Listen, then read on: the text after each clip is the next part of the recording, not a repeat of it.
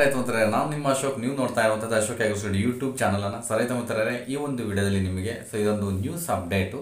Present ನಿಜವಾಗ್ಲೂ ಆ ಒಂದು ರೀತಿಯ ರೈತರನ್ನು, ಯುವ ರೈತರನ್ನು ನೋಡಿದ್ರೆ ತುಂಬ ಹೆಮ್ಮೆ ಅನಿಸುತ್ತೆ ಕೆಲವರಿಗೆ.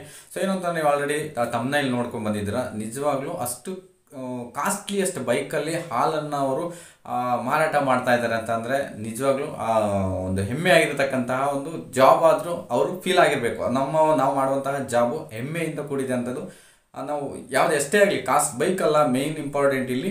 ಅವ್ರು ಮಾಡುವಂತಹ ಜಾಬಿನ ಬಗ್ಗೆ ಅವ್ರಿಗಿರುವಂತಹ ಗೌರವ, ಅದನ್ನು ತೋರಿಸುತ್ತೆ. ಇನ್ನು ಕೆಲವರು ಅನ್ಕೊತಾರೆ, ಅಂದರೆ ನೀವು ನೋಡಿರುವಂತಹ ತಮ್ಮನೇಲಿ ಏನಿದೆ, ಹ್ಯಾರ್ಲೆ ಡೇವಿಡ್ಸನ್ ಬೈಕು, ಸುಮಾರು 12ರಿಂದ 13 ಲಕ್ಷ ರೂಪಾಯಿಗಳ ಬೆಲೆ ಬಾಳುವ ಈ ಬೈಕು, ವಿದೇಶಿ ಬೈಕು.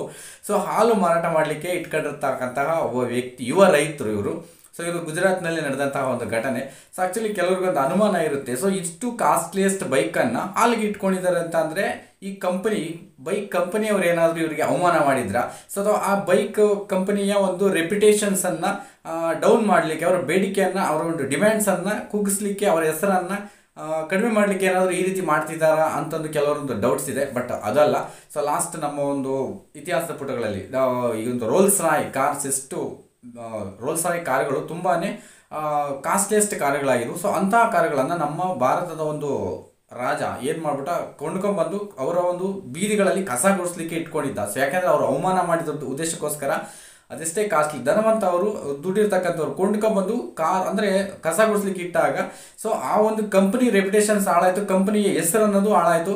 ಅದು ಭಾರತದಲ್ಲಿ ಈ ಕಾರುಗಳು ಕಸ ಗುಡಿಸ್ಲಿಕ್ಕೆ ಬಳಸ್ತಿದ್ದಾರೆ ಅಂತ ಗೊತ್ತಾದ ನಂತರ ಇಡೀ ಕಂಪನಿನೇ ಬಂದು ಅವ್ರಿಗೆ ಸಾರಿ ಕೇಳ್ತು. ಆ ಉದ್ದೇಶಕ್ಕೆ ಏನಾದರೂ ಇವ್ರು ಮಾಡ್ತಿದ್ದಾರೆ, ಖಂಡಿತ ಅದಂತೂ ಅಲ್ಲ. ಇವ್ರಿಗೊಂದು ಜಾಬ್, ನಮ್ಮ ಡೈರಿ ಫಾರ್ಮರ್ಸ್ಗೆ, ನಮ್ಮ ಒಂದು ಯುವ ರೈತರಿಗೆ ಏನೆಲ್ಲ ಫ್ಯಾಷನ್ ಇರುತ್ತೆ, ಇದು ಸಹ ಒಂದು ಫ್ಯಾಷನ್ ಅಂತ ನಾವು ಫಿಕ್ಸ್ ಆಗ್ಬೋದು. ಇವರು 12 ಲಕ್ಷದ ಬೇಕನ್ನು ಹಾಲು ಮಾರಾಟ ಮಾಡಲಿಕ್ಕೆ ಇಟ್ಕೊಂಡಿದ್ದಾರೆ ಅಂತಂದರೆ ಖಂಡಿತ ಅದು ಅವರ ಫ್ಯಾಷನ್ ಮತ್ತು ಹುಚ್ಚು.